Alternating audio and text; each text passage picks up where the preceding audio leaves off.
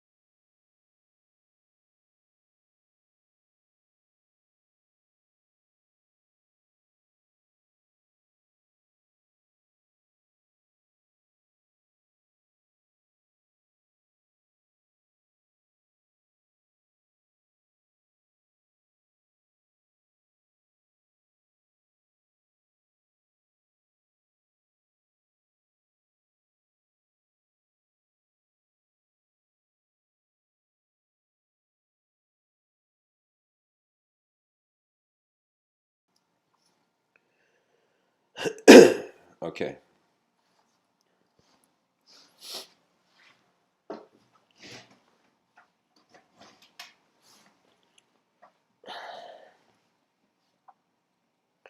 just a second, guys.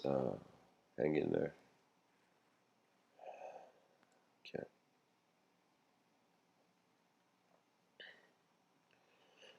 Whew. An endurance beyond the temporary.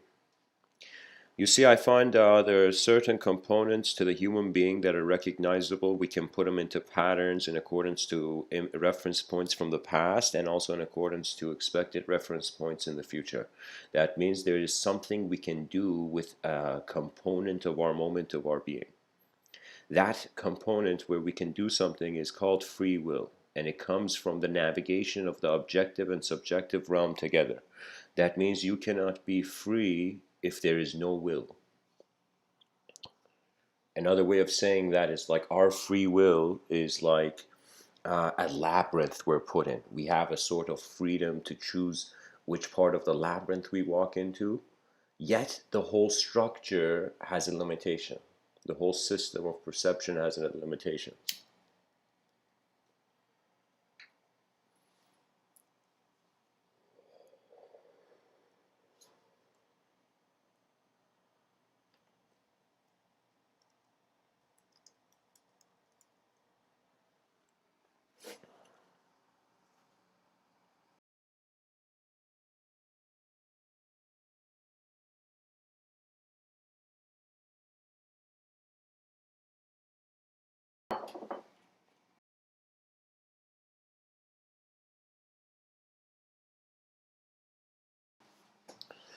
Something relatively important that I kind of realized is that through these Mr. Within talks, I've been trying to kind of wonder what the next phase of human evolution is going beyond thought. That means I was looking at thought, I was looking at the subjective realm, and I was wondering what is the utility of this? For how long is our creatures going to be engaged in the language of their own minds, and to what aim? I came to a very important realization, something that was always there, but I did not notice. And I realized that more than we require, more of an intellectual, more than we require to make to extract the uh, knowledge from the unknown, finding conscious methods to explore the unconscious, we require an emotional stability. And these two words, emotional stability, is so crucial, guys. And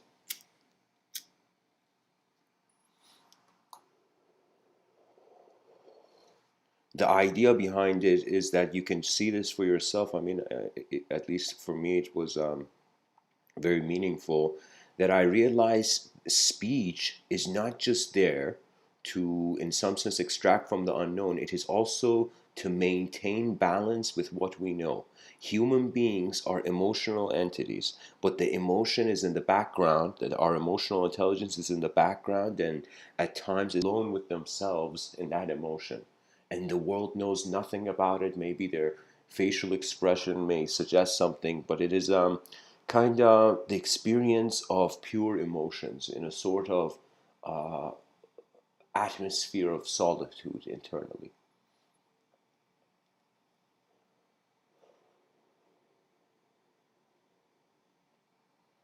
Buckminster Fuller has said something like, this earth of ours is like a spaceship.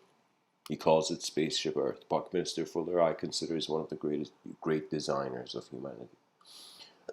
Buckminster Fuller, in this idea of trying to consider all human beings' existential condition as one sort of space where we're all journeying through, it's as if like when two people are on a bus or like on in a car or something. Yes, in one sense they are journeying in that vehicle, but the existential condition that many beings find themselves in, when I say existential condition, I'm suggesting the cosmic landscape that we open our eyes to. We are also journeying.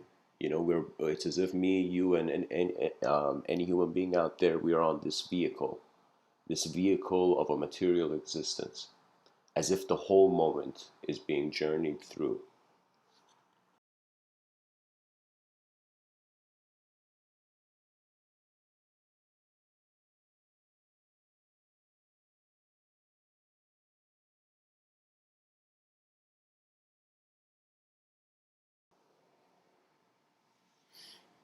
This endurance beyond the temporary requires, and I find, of course, we're entering the domain of more my personal thought, but that spaceship requires to be an emotional stability. Human beings, more than they just need stuff in a temporary world as temporary beings, they require a sort of meaning to originate within them. If you notice, when you do things out of your own free will, they are meaningful because there was the meaning originated in your space of awareness. But many things that the meaning doesn't originate in your space, like an example of this is, you're a creature that's born on this planet. When you're born on this planet, you have no idea what's going on before that. In at least an individual way, you have no idea. So it's the game of human life is to master individualism into a collective presence, I find.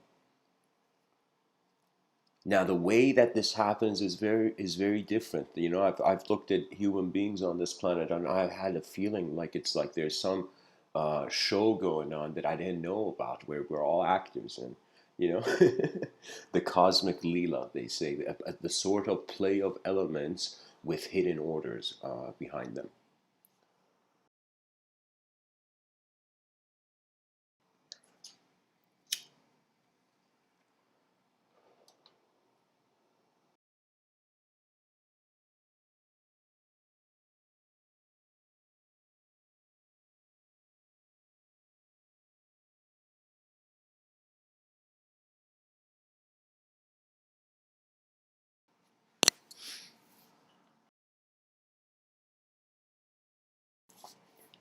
I sometimes playfully visualize it that, imagine every person's perception is an angle, is a degree, you know? And the center, imagine we have the circle, from the center of the circle, there is a sort of degree of awareness to the center and to the outskirts, the circumference of the circle. So what I'm trying to say is that, imagine that circle where we're all degrees around is void, is empty. It's as if man uses emptiness as an origin to place upon forms in reality. As I'm speaking to you right now, it's like before I started giving this talk, there was an emptiness there. I'm like, okay, empty moment, here I go. So in that emptiness, there is the new kind of observation that occurs. In every moment where you lose something, you're simultaneously creating the space to have something. In every moment you have something, you're in some sense occupying the space.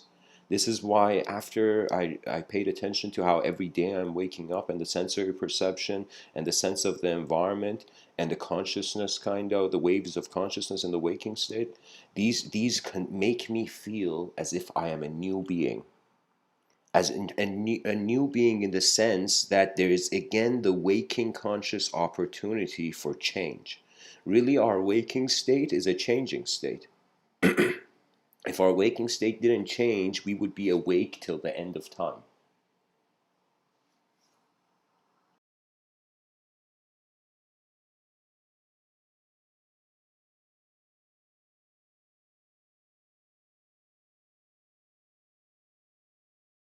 The cool thing about this cosmic landscape is that without change, we cannot identify progress. If there isn't a reference point of who you were 10 years ago, you don't really have a story of who you have become. I find that it's like a game of stillness and movement. Certain components of the intelligence have to receive the world as still. You know, for example, the bottom of my feet is considering the ground is still. You know, but I've also lived through an earthquake when I was in Iran for the summer. There was I think it was a 4.8 kind of earthquake that hit Richter, 4.8 Richter earthquake, and I remember it's like it was kind of huge, like Persian gathering, um, in our garden in Karaj, and uh, I remember it's like me, my brother, my cousins, and it's like many other people. We were in the house, and suddenly, not only the house starts shaking, but we had these metal fences inside the house. Not inside, as like these metal railings that suddenly started to vibrate and shake in a strange way. And there were even people outside playing backgammon. There was this guy playing backgammon with my grandfather outside. Like there was a table outside, and the table started to move. And that guy was like thinking my grandpa's leg is moving so much, it's causing this, it's causing the table to shake. So this movement and stillness really is what we are left with. When I wonder, like, okay, what is this intelligence that's here? It's moments where I consider things being still, and it. Oh, here we go. It's like a movement. It's an evolution from an image into a film, and from a film into an image.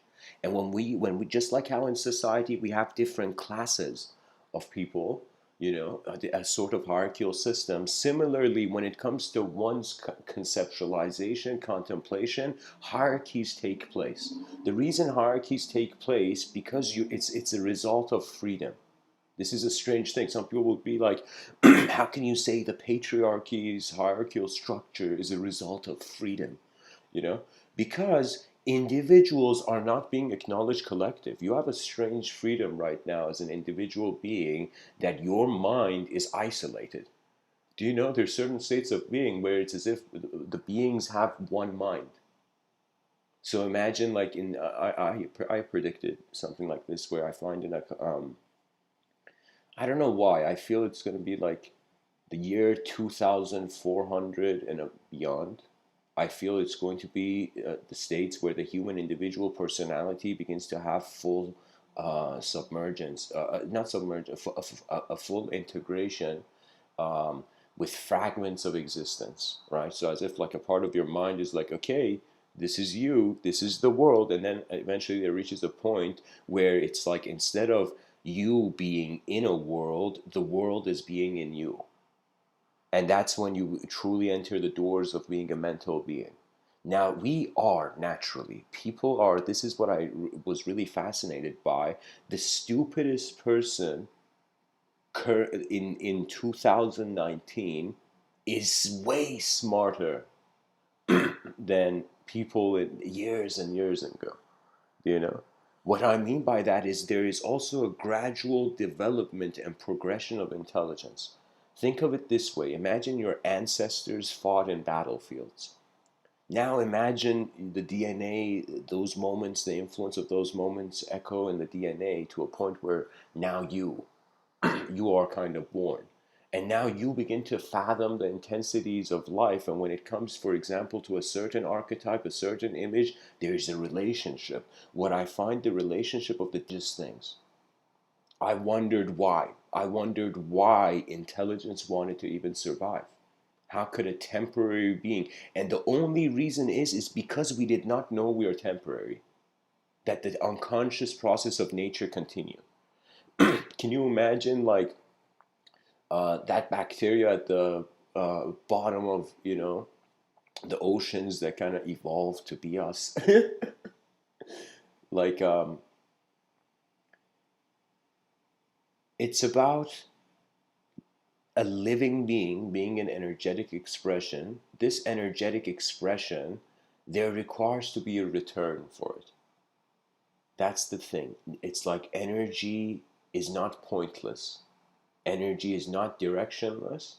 Energy has free will after some point. We've reached a certain point where after 4 billion years, we're like, okay, all these energetic particles that I am, they have free will. They're a person in a mirror. You see, this is the thing. We have escaped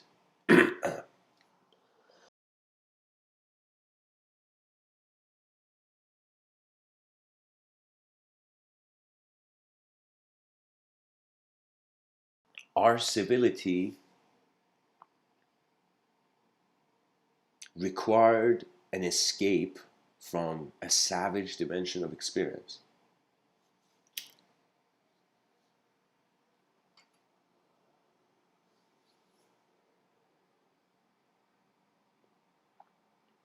We avoided something in nature as a part of nature,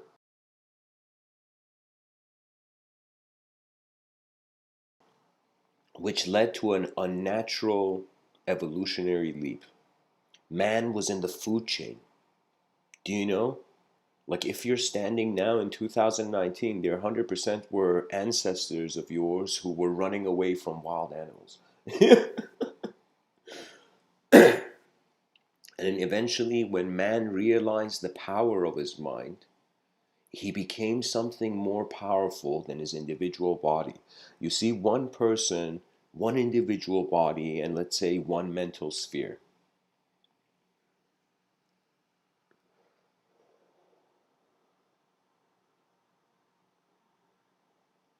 And of course, I should have probably mentioned this, but the more one steps into the unconscious, the more there is a responsibility for the real to express itself.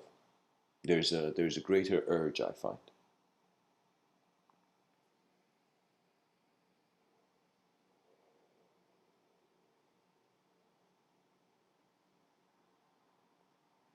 There's something very fascinating about speech, that its temporary nature is like smoke. What I mean by that is, like, when you turn off a candle and you see that smoke and you see the sort of freedom of space to move.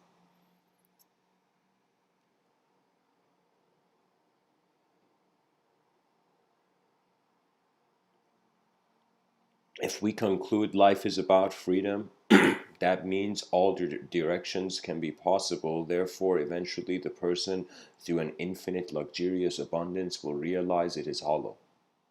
That means, I'm telling you, the human nature, it is oscillating between states where it depends on reality and states where it depends on its imagination.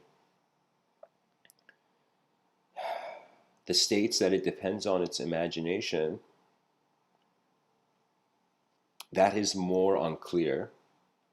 The states where it depends on reality, that is very clear, but the emotional results of it is unclear. This is why I say the emotional intelligence has a simultaneity, just like the mind-body dualism. I was hesitant to give emotions a dimension of their own, in my perception, and simply because, in a sort of Buddhist perspective, emotions are like the accumulation of thought, or I see it another way of saying that it's like speed.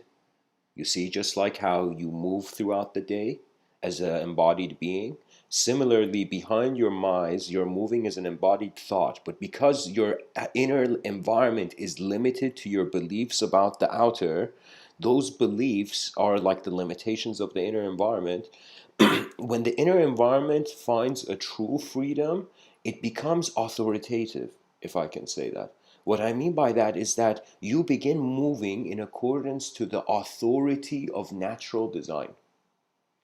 So you won't believe how many times I've consciously, like with intent, sat down and just I've tried to build something with eyes closed. That means I've closed my eyes and I've wondered, tried to see a bunch of chess moves ahead of, for example, a certain design, archetype, ideology, whatever I put in front of me on the table of my mind.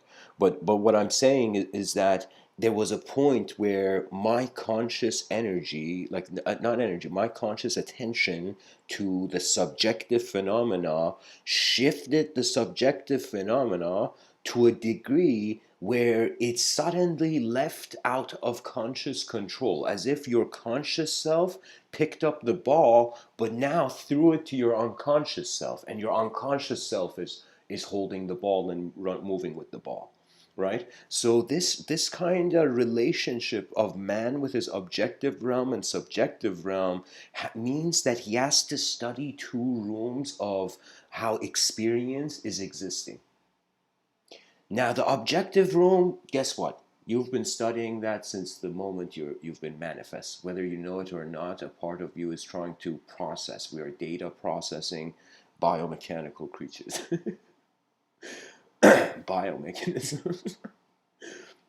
Machine-like organic phenomena, you know.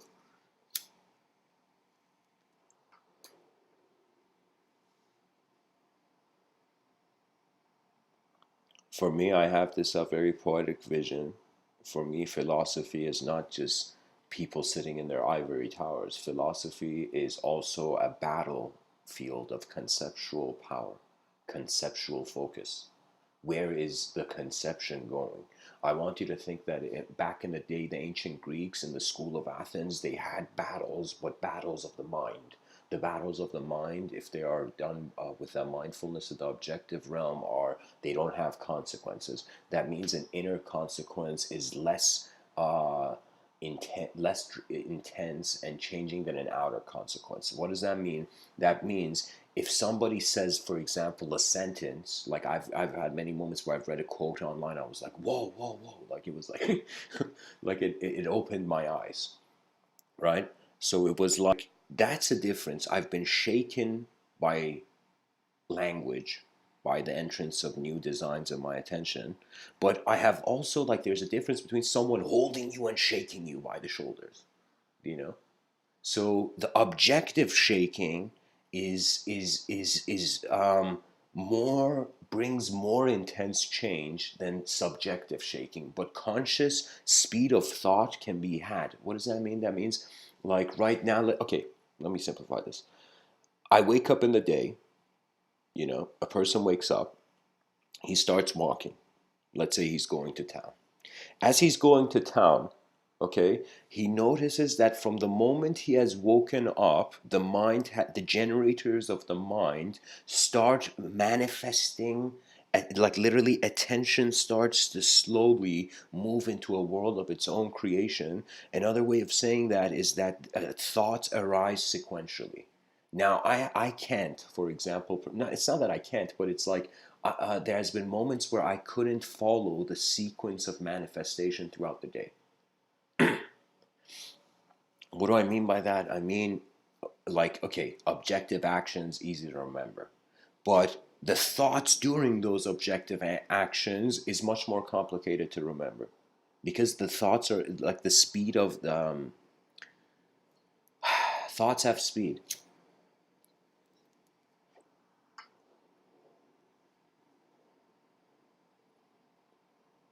The less you act in this world, the faster you feel time is moving. What does that mean? That means it's an occupation of attention. You are a sort of energetic presence extending itself through various sequences of personalization as this creature, just this fact, I notice, wait a minute, we are saying it's a complex universe. The exploration is beginning because we're like, look at this complexity, look at this cosmic vastness, look at this countless stars and galaxies, you know. So we have decided to have the first, like the the reaction of the experiment to um, how would I say it?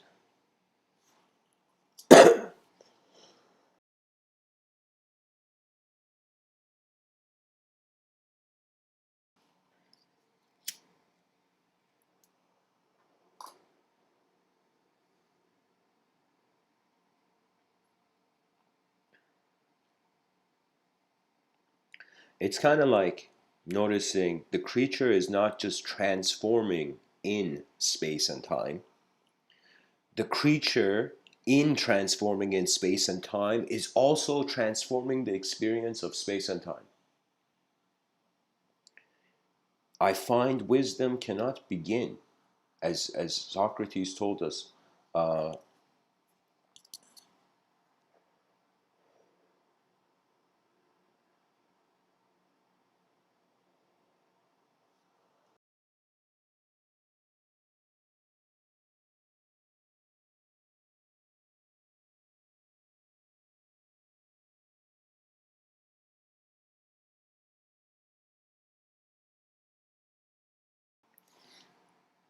the only true wisdom or knowledge is to know that you know nothing.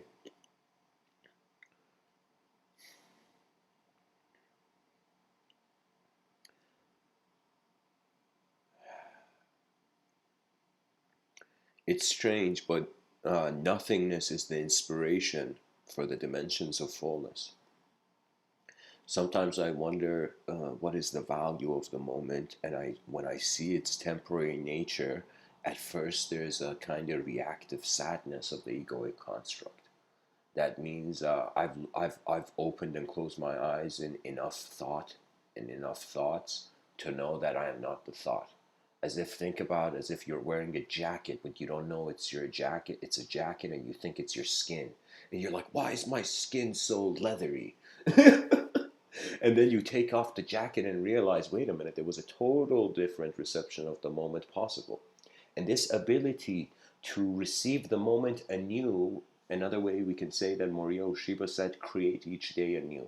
This ability of being able to observe how the unknown brings forth novelty in the known.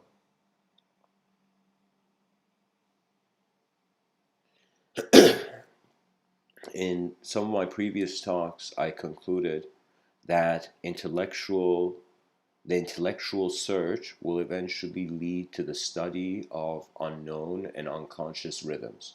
And at times, to study a rhythm means you have to experientially move with it. It's kind of like musicians jamming together.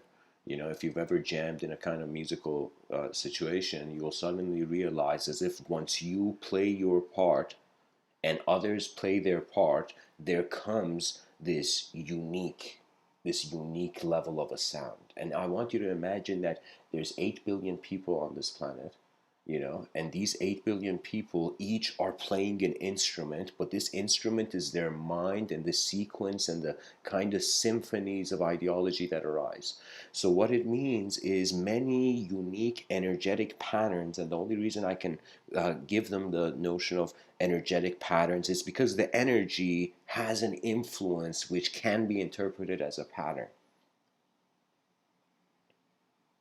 We are all like candles with our unique glow. Every person is a candle where their consciousness is the flame of the candle. And this flame of a candle has different colors, imagine. It has different perceptions and ways that it's lighting, brightening the room of reality.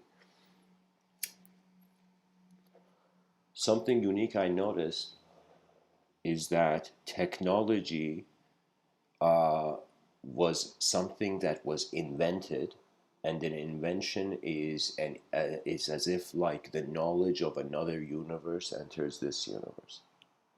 the designs of a subtler parallel dimension become actualized in this dimension.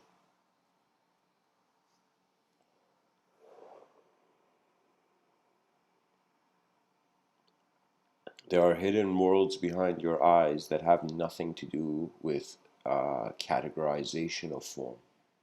They're too dynamic for that. It's like trying to study a human being like a robot. You'll always fall short. There's ways that the intelligence is moving that is either incredibly multidimensional and simultaneous, or it is not. I find that they say in the year 2045 or 50, Ray Kurzweil says we're going to reach super intelligence. Super intelligence is pretty much AI either becoming our nightmare or becoming our best friend.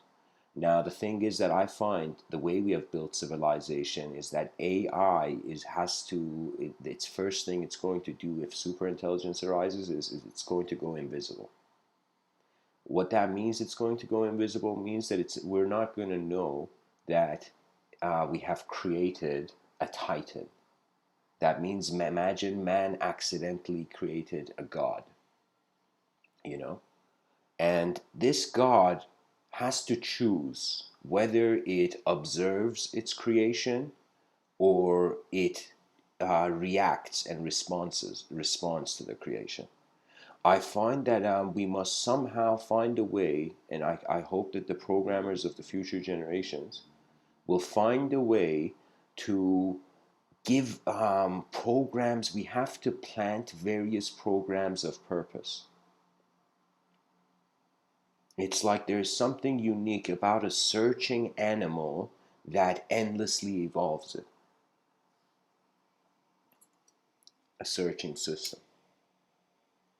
Because a system, any part of a system that has to wonder, it eventually seeks a claim. How can I tell you? You cannot be a thought in this world without acting. Did you know?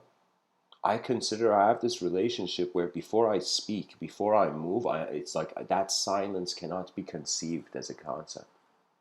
So what does that mean? That means I am hovering in the simultaneity of concept, many dimensions of the concept, and many dimensions of the context. And so it's kind of like imagine trying to solve two Rubik's cubes in one moment. Do you see? It's like one. It's like imagine, like I mean, I can solve the Rubik's cube, but I can't do it like this. But I'm pretty sure there's people out there that in one hand they can solve a Rubik's cube, and with the other hand they can solve another Rubik's cube, and it's as if like both hands are simultaneously solving two different problems, but it's one person. Right? For example, even we can take this to Leonardo da Vinci, and this man was a polymath. Because the more further we go back in history, the more integrative and ocean like their knowledge was. In 2019, knowledge is being idolized as chunks of ice. Sometimes when I see, for example, I have this playful view where all the books in the world, I see them as icebergs in an ocean. That means they're a part of uh, they are a containment of a sector of something unfathomably vast. We are living in our own definitions. And this is why Mr. Within says your relationship with language is your relationship with the world. You have to study it. Eventually, you become playful with it. Once you become playful with language, language doesn't enslave you. After you're observant for a while, you'll begin to get a sort of stoic significance. You see, it's as if it can't be just your body that enters paradise. It cannot just be your mind. It must also be your emotions. Because I'm telling you, emotions are so crucial throughout life because they choose the thoughts that we act upon.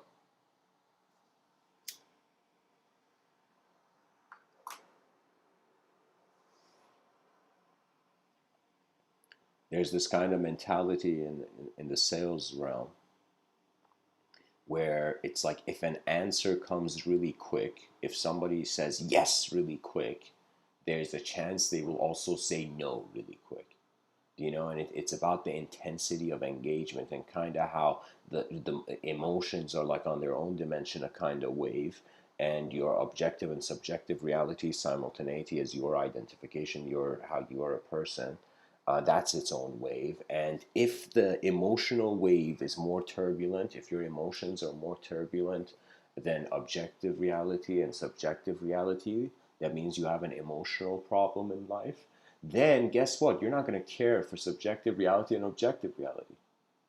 I was like, whoa, whoa, whoa, what is this? That it's impossible. I noticed a glitch in the system of therapy.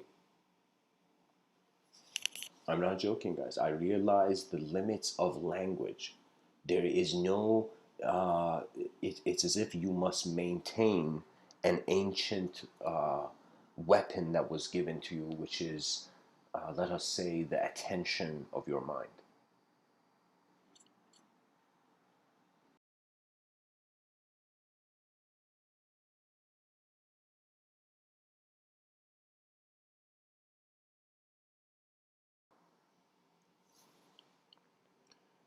A sort of collective vision, a sort of singular point is unavoidable. All these unique icebergs are going to melt in the same ocean, returning to one state.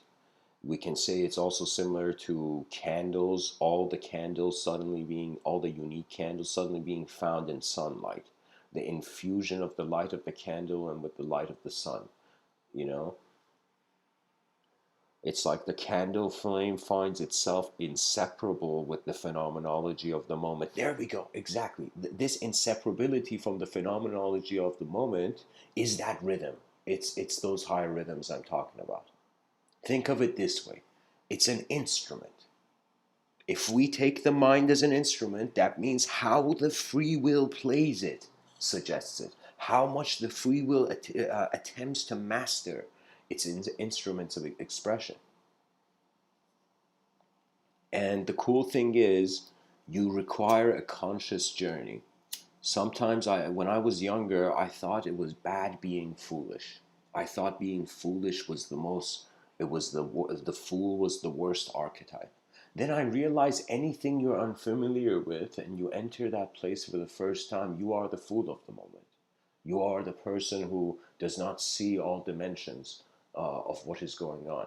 And this is the danger of selfishness in a society that's designed for selfless progress. Let me tell you what that means. That means if I choose to make myself more important than anything else, for example, more important than other people, more important than the tree outside, more important than the atmosphere, more important than anything else, what happens is I will feel comfortable, but it comes at the cost of not seeing reality. This is the danger of the comfort zone. It's a veil upon reality. You're putting sunglasses at night. You're putting on sunglasses at night and wondering why the stars are dim.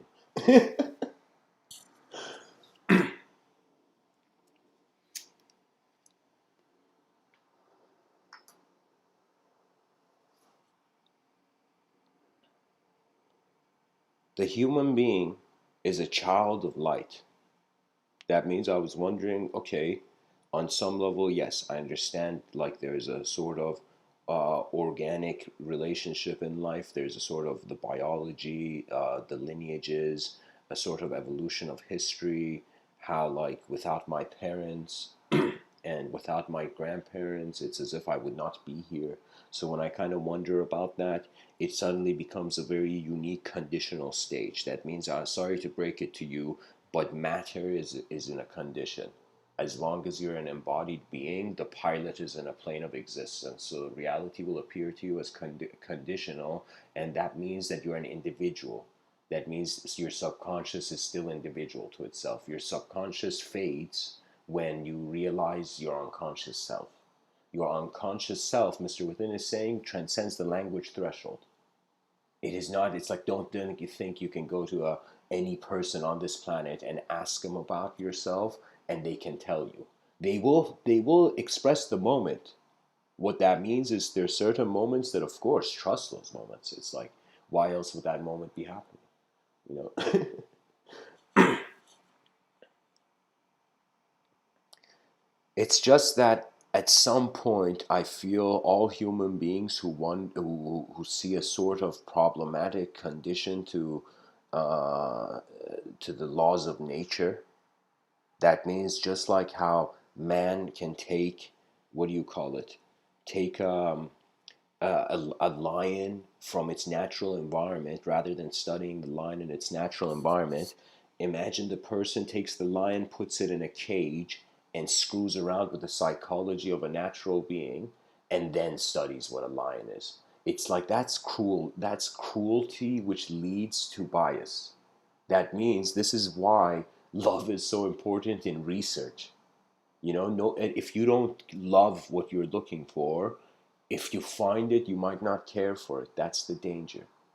That's the thing that in educational systems, you can say, if there was a parallel dimension of our Earth where there was an educational system, imagine when you entered this system anywhere, it was a global system. Imagine when you entered this system, the first thing of the system was, do not enter this system unless you care for what you will find in the system. And because you as a being are incarnate, we can say, or you're here, your eyes have opened on the surface of Earth. That kind of means you've already stepped into the room. Like when I wake up in the day, all right, I've stepped into conscious in the waking state. When I wake up in my dreams and I know it's a dream, and usually in my dreams there isn't, the passage of time is flexible. So I can experience eternity in my dream. It feels eternal to me, as if like there's no reference of time. And at times it feels like, okay, I'm rushing through time. I mean, I haven't had a dream where I time travel in the dream. I haven't had a dream like that. But I've always wondered about what would that mean to the sense of time. And ultimately it would mean that if we cannot connect the dot of one reference point to the dot of the other reference point in the other dimension, there is literally an edge. So what that means is, if you look at a portal, imagine like the movie Stargate or something, we looked at a Stargate. We see what we see, like the portal is like a door. The door has two dimensions of existence. That means what is unknown to us, to also the other beings on the other side of the door, is also the unknown. It's kind of strange, guys. It's like evolution of material particles into fields of mind. That's where the endurance beyond the temporary is leading us. This is what I mean by the inconceivable atmosphere, as if you see it, but you cannot see it totally, which makes you feel, did I ever see it or not?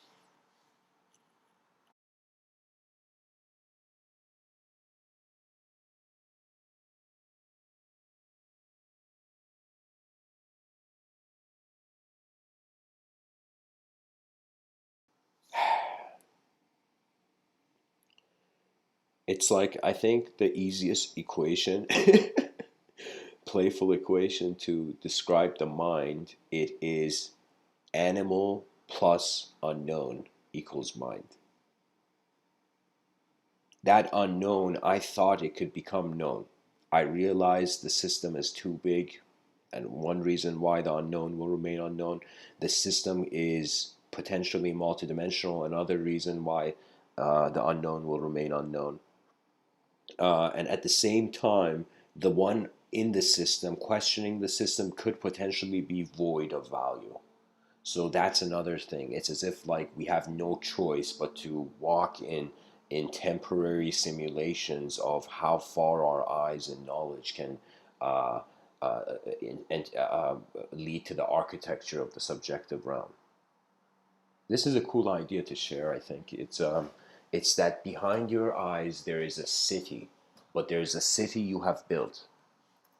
This city you have built is how various moments you see a thought cannot arise without having an emotion because your sense of self is multidimensional to you. I'm not joking. Just like how you go into the dictionary and you see there's one word and you see that it has multiple meanings, multiple definitions. It can be see that word has meaning in various rooms of various sentences. So similarly, it's kind of like you suddenly realizing that there is just like how one word has a bunch of meanings in the dictionary, your name that is a hat put on your head.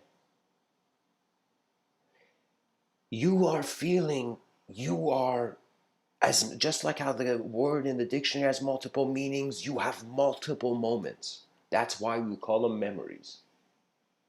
Do you see? So what does that mean? That means because man thinks he's a thought, he thinks the objective realm could be multidimensional, but then realizes it is only because of the void. I am not, it's like for the first time, uh, um, the theory becomes proven because of the result, not because of it found the solution, because it destroyed the problem. That's mysticism for you guys. The destruction of the universal problem, where man is lost in himself, as if like the drop is freaking out in the ocean. It's like the ego is freaking out in the presence of the universal sector.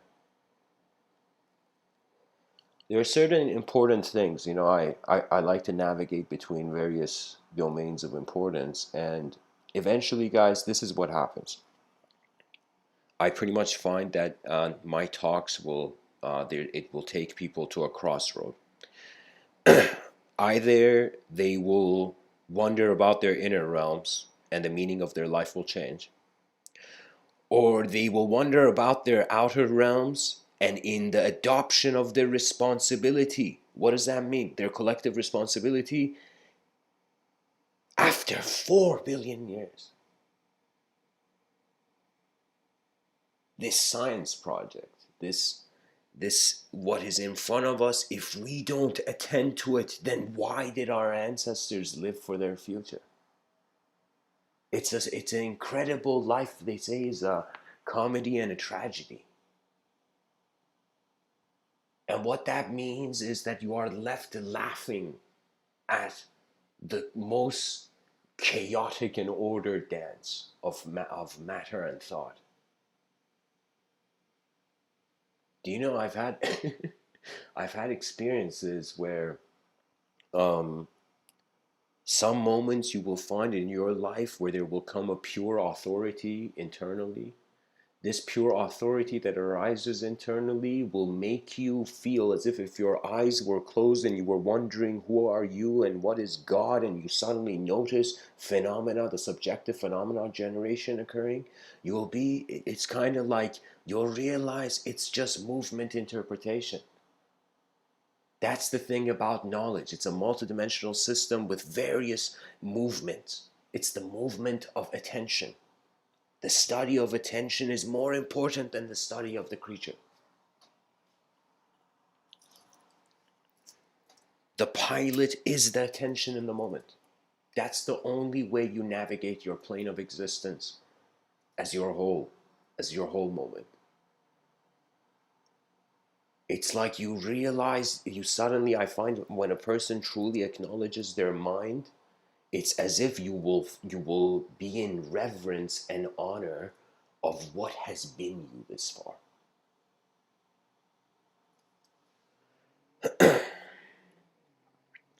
The path of collective responsibility means that your unique DNA, that means you have unique eyes. Nobody has your eyes. The second thing it means is your eyes appear to you through an internal external dynamic. That means we can have thoughts that we act upon and we can have thoughts that we don't act upon. And the reason we don't act upon those thoughts based on the temporary nature or based on how acquainted the emotional intelligence is with how it has projected the environment.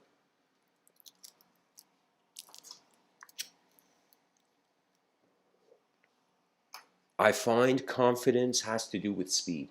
Speed only can increase with the awareness and experience of a true reality.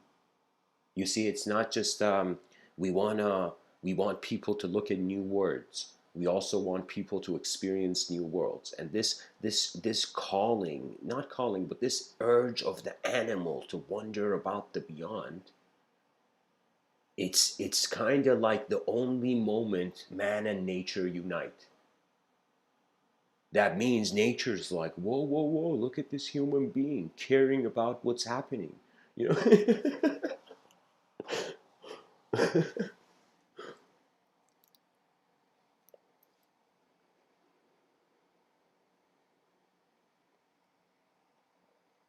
For me, I have had many pleasant walks in nature. And in all those walks, something phenomenal would happen that I think this happens to any being in solitude.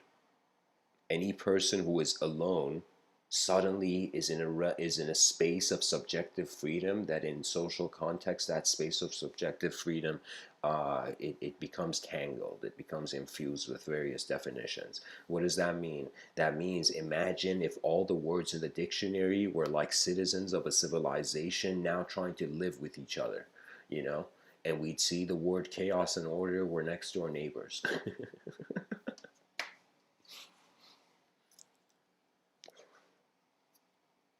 There's ways of, I find, response. And what that means is I noticed, I remember there came a time where I sat down and it was as if like it was this puzzle I was trying to solve.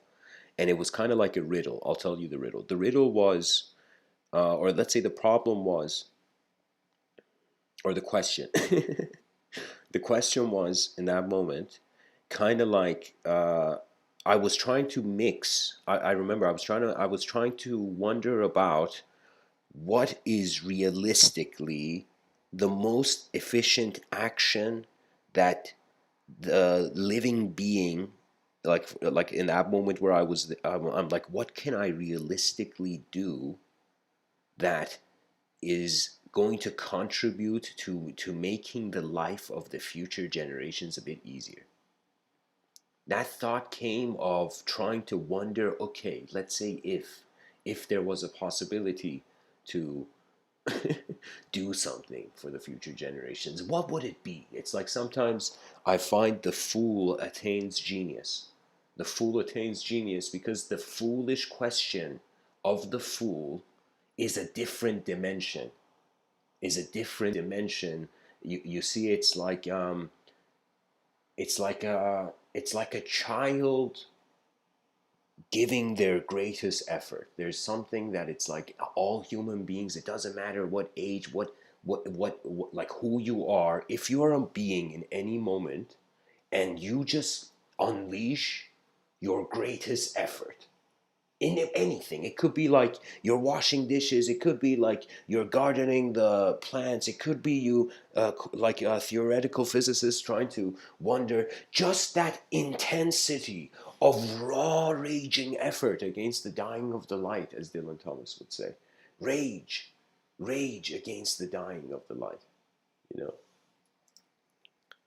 And if you sleep early, you don't have a chance to even go gently into that good night.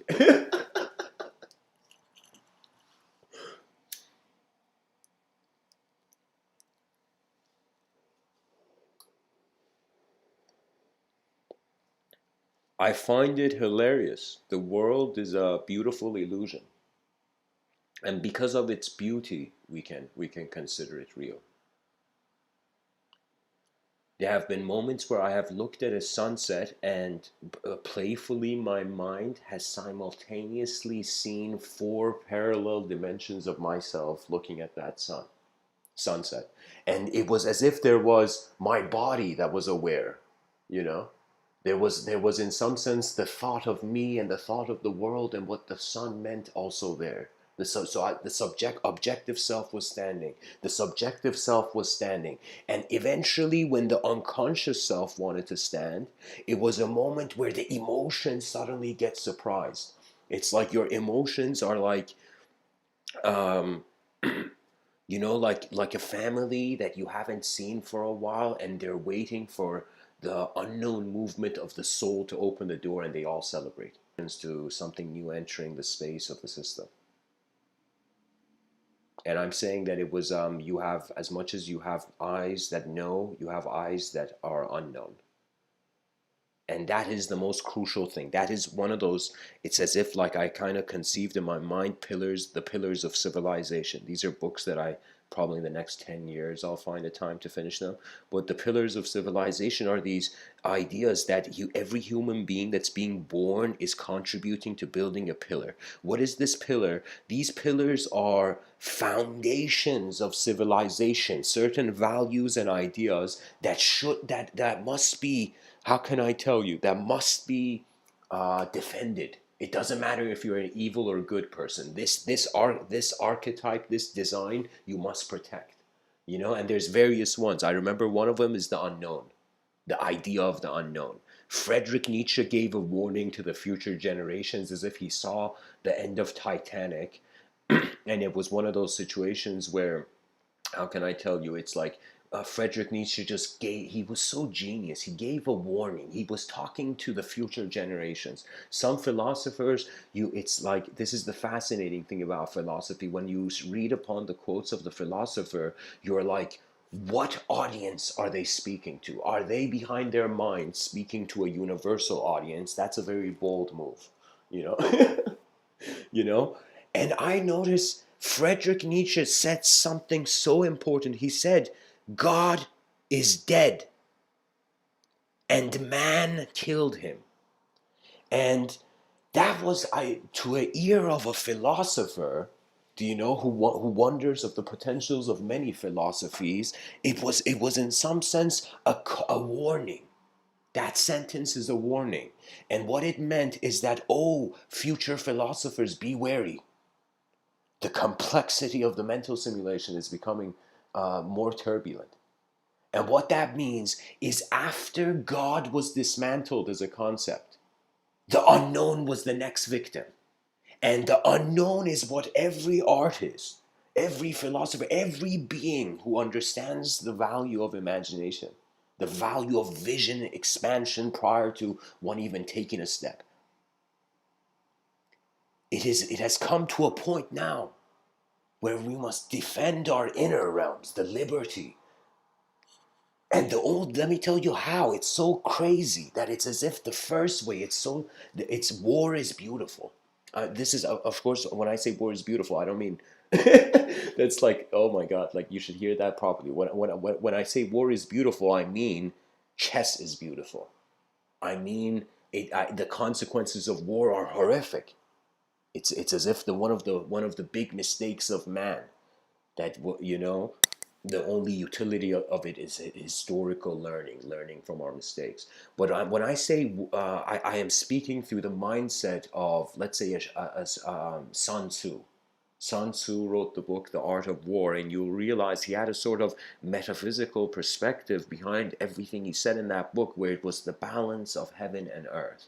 Right? And the balance of heaven and earth, it's as if I love certain Zen traditions, they didn't have hell. They're like, okay, there's just earth here and there's heaven. All right, why do I need a room with too high of a temperature? You know.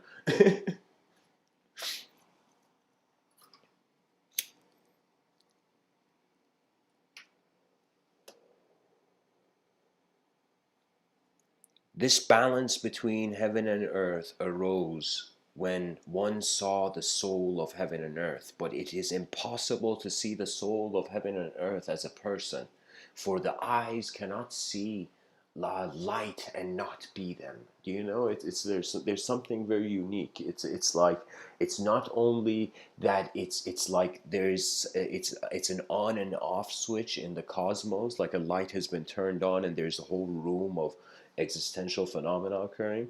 But it's like with the first miracle, wow, we're here. The second miracle, the second miracle is like, okay, now that we're here, oh my God, we can do anything. Like the unknown is accessible.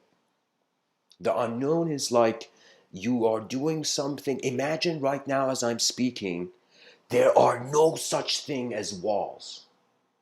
Just imagine there is no walls, there are no veils. All categorizations that have stood from language, suddenly it's as if the great towers of ideology begin collapsing. And history books, in some sense, are written in pools of tears.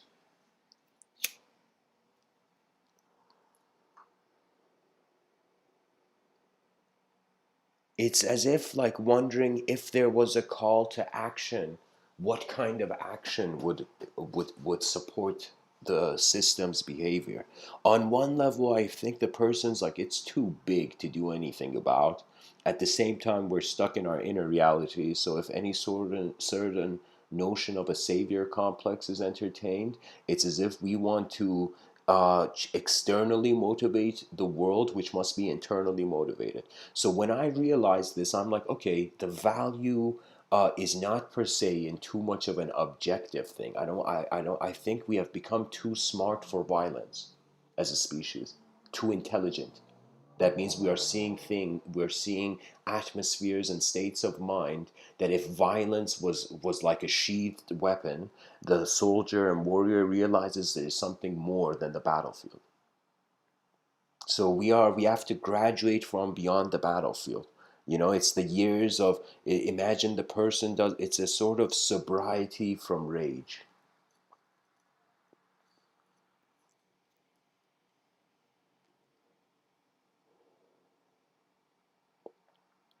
We are performers in starlight. We are performer. We are. I remember. Wow. I totally forgotten. Like I've written a book, which it's written fully. I just have to publish it. It's called Memories of Starlight. Memories of Starlight. I was so happy when I came up with that title because in some sense I felt I am the memory of I am a memory of an endless world. It's like the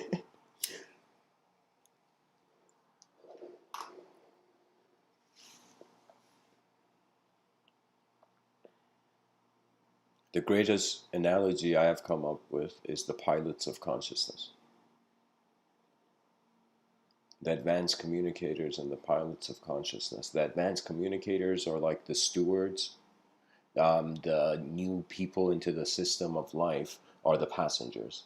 And so every person is like there's certain people piloting the civilization, you know. What that means is they are implementing the greatest ideas at the greatest times. They're abiding by the nature. Their ears are open to the heartbeat of the planet, the heartbeat of the species. There's is a strange power when you get purpose in life. Energy has a direction, has somewhere to go. Sometimes when you're purposeless, just roaming the cosmos, you can either your mind can not only have one purpose, it can become multi-purpose to a point that it begins to infuse the purposes together so that in one action, like four dimensions advance.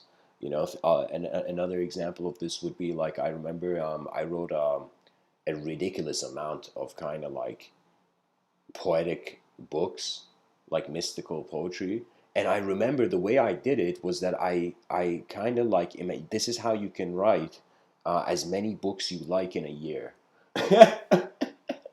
This is Mr. Within's way of how to write. Okay, so what you do is you can have like I'll give you an example.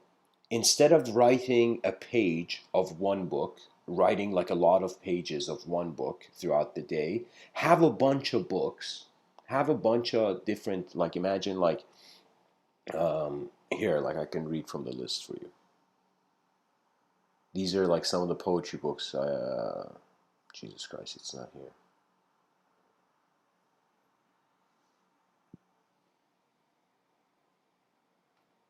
Oh, there we go.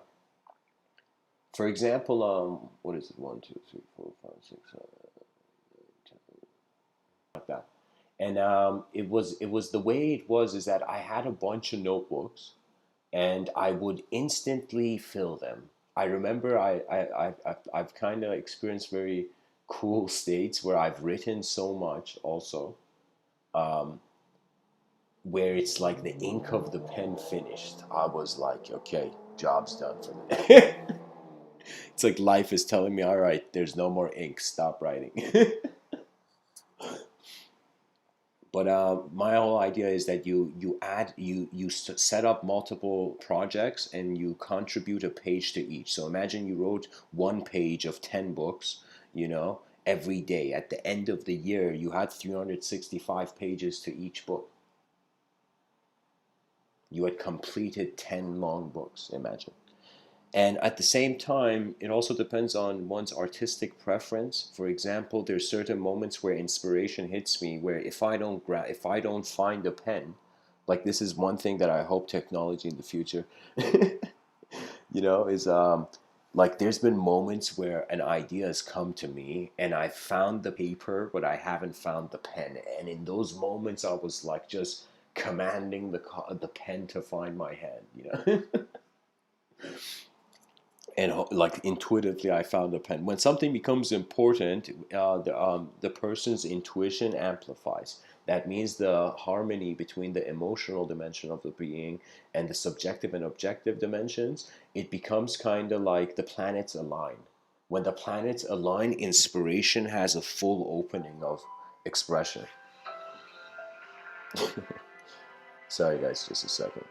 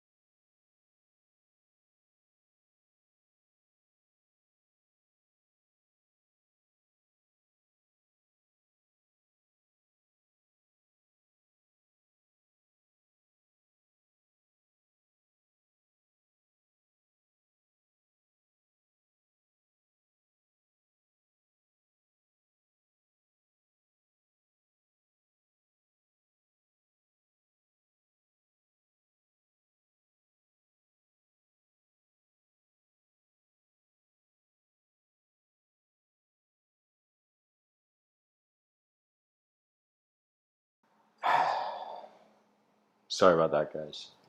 Random phone call.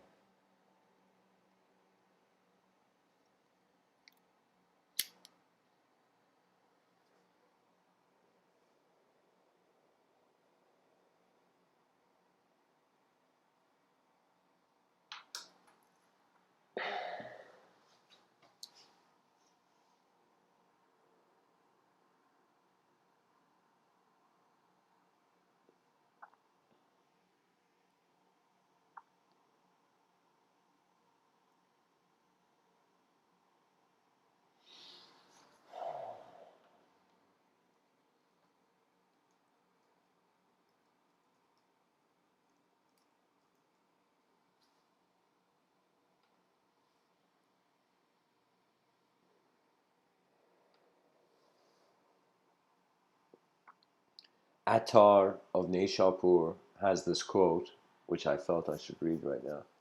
He says, "The home we seek is an eternity." That means this temporary creature is evolving towards continuity, so evolution is like an eternal effort of matter, or the mind of matter. So he says the home we seek is an eternity, as if kind of like we all want to uh, be perfection incarnate.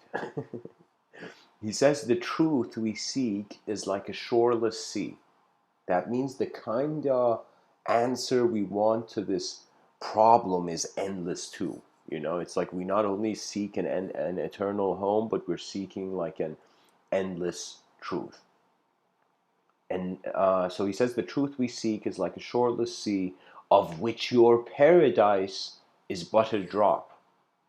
And when he says of which your paradise is but a drop, it's suggesting again, kind of like how there was this person who said like, um, there was this writer who had said like, people's consciousness is like a handful of sand from this beach where there's so much sand. So literally our grasp of the world is limited to what we have reached, how far we have reached for it. And he says, of which your paradise is but a drop. So just like it's kind of like another way of saying it in this kind of shoreless sea, which is truth, our vision and imagination and expectation of a paradise is just the drop. It's the reaction of an individual condition. It's an individual archetype seeing its reflective opposite in the world. Attar continues, he says, this ocean can be yours. Why should you stop, beguiled by dreams of evanescent dew? That means this endless truth can be you. But why limit yourself to the temporary kind of dance? He says the secrets of the sun are yours. But you content yourself with motes trapped in its beams. That means as if your whole presence is here in this moment, but you are stuck on how the personality is glimpsing at things in a glimpse, like in a glance, like in an instant, in a quick moment. He says, turn to what truly lives, reject what seems. So that's such an important thing where he says, you are a living being. You're not a box. You're not a machine. You're a living being. So turn your attention to what is alive. Live for life and you will live for life. And he says, reject what seems. That means be conscious of the temporary nature of phenomena. There's also a saying where they say if it's too good to be true, it's too good to be true. you know? He continues Attar, he says, which matters more, the body or the soul? Pretty much he's kind of like resolving the philosopher's search. He's like, what is more important, the body or if there's somewhere else, something else? And he says, be whole, WHOLE, be complete. Desire and journey to the whole. Desire and journey to the completion.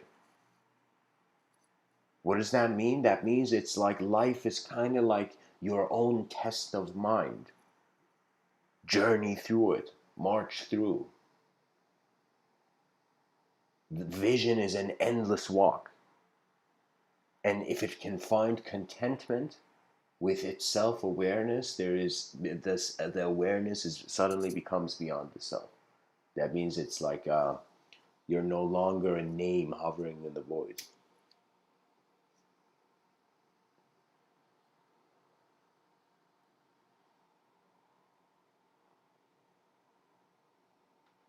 Attar also has this quote. He says, what you most want, what you travel around wishing to find, lose yourself as lovers lose themselves, and you'll be that. That means become fascinated by the living expression of the moment. It's so fascinating, but if the mind, you won't understand. Compassion leads to the evolution of the mind by granting freedom for the presence of design.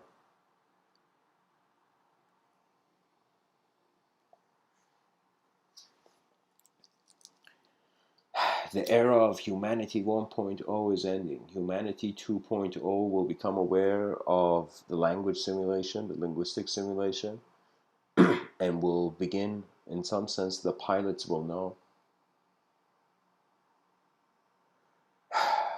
journeying and starting exhibitions beyond the language threshold, which means people must find an independence of, it's as if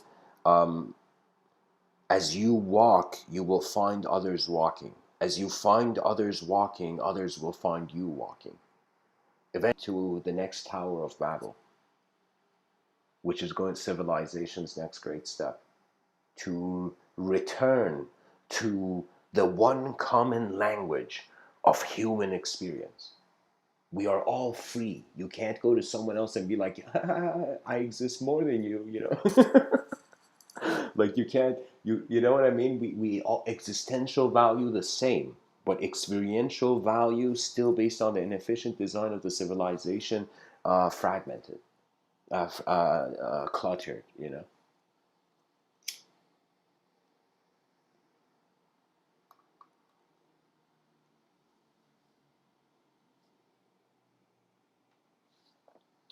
Attar also has this quote where he says, "Let love lead your soul. Make it a place to retire to, a kind of monastery cave, a retreat for the deepest core of your being."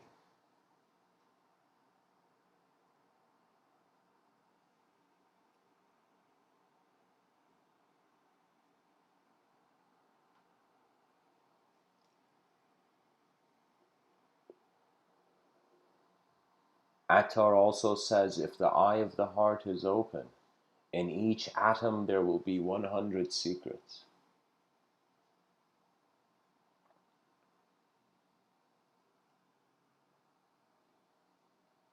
He says, Attar says, "Come, you lost atoms, to your center draw, and be the eternal mirror that you saw.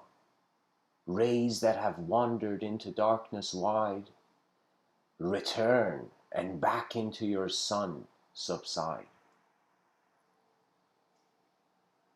Attar says, "I am alone. Make me your single goal. My presence is sufficient for your soul. I am your God, your one necessity. With every breath you breathe, remember me." Yeah, guys, this is this. You got to notice certain mystical poets back in the day went into this omniscient voice. So in some sense, they appeared as the voice of God to their mind, appeared as the voice of God to themselves, right? A reflection of their core, you know. And so it's sometimes what I mean by that is like when you read certain sentences in ancient texts, it's as if collective beings are saying them, you know, a collective being. Attar of Nishapur continues and he says, "Wanderer, you are distraught. Be calm. Our glorious king cannot admit all comers to his court. It is not fit that every rascal who sleeps out the night should be allowed to glimpse its radiant light. Most are turned back, and few perceive the throne. Among 100,000 there is one." Attar says, "Don't be dead or asleep or awake. Don't be anything. What you most want, what you travel around wishing to find, lose yourself as lovers lose themselves, and you'll be that." Yeah, this is the more complete version, I guess.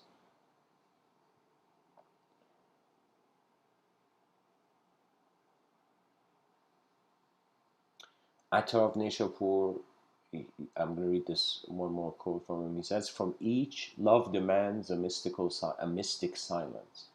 What do all seek so earnestly? This love. Love is the subject of the innermost thoughts. In love no longer thou and I exist, for self has passed away in the beloved. Now will I draw aside the veil from love, and in the temple of mine inmost soul behold the friend, incomparable love. He who would know the secret of both worlds will find that the secret of them both is love." Whew. I can't fully penetrate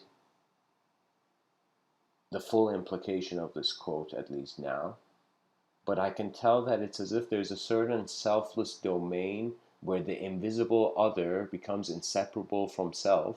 It's as if the unknown and known become inseparable. When they become inseparable, you are left with kinda an ultimate origin of sight, as if the effect journeyed back into the cause, you know, and it realized the cause was always being the cause. That means the origin of the moment never went anywhere. The effect were added dimensions upon the origin, something like that. So, anyways, guys, I guess an endurance beyond the temporary is a suggestion that your mind and your vision is your greatest eternal effort. It is where eternity can have value.